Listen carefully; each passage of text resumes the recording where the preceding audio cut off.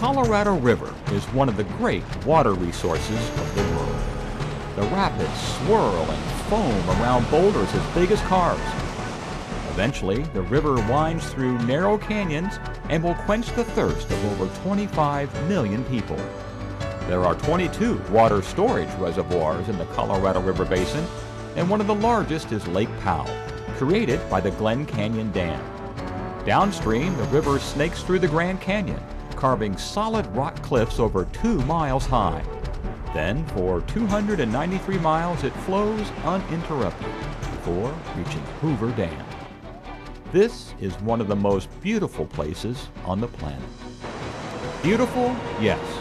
You can't tell with a casual glance that this is also one of the most intensely managed places in the world as well.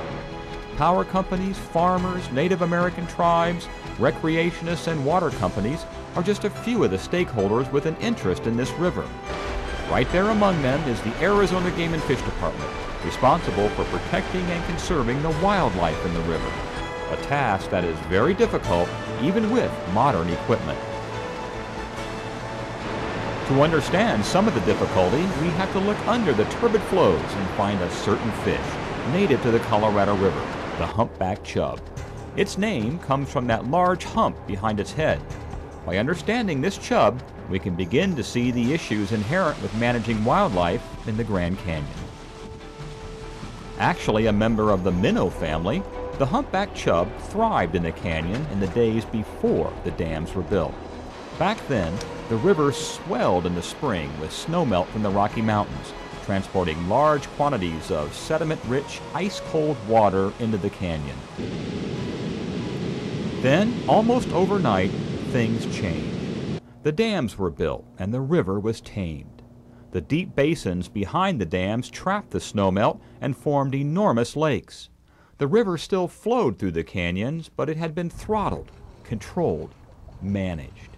No longer were there big flooding events. No longer did the river run wild.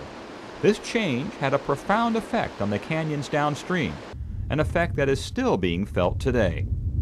Bruce Taubert is our man at the Arizona Game and Fish Department who deals with a lot of these issues. It's incredible when you put the size of dam that Glen Canyon Dam is and you change the water from one that used to be, as I indicated, high flows in the spring, low flows in the summer, very, very cloudy with turbulence with all the soil that it brought down from the Rocky Mountains with the spring runoff when the snow melts, to one that is cold all the time, is clear all the time, and doesn't fluctuate very much at all.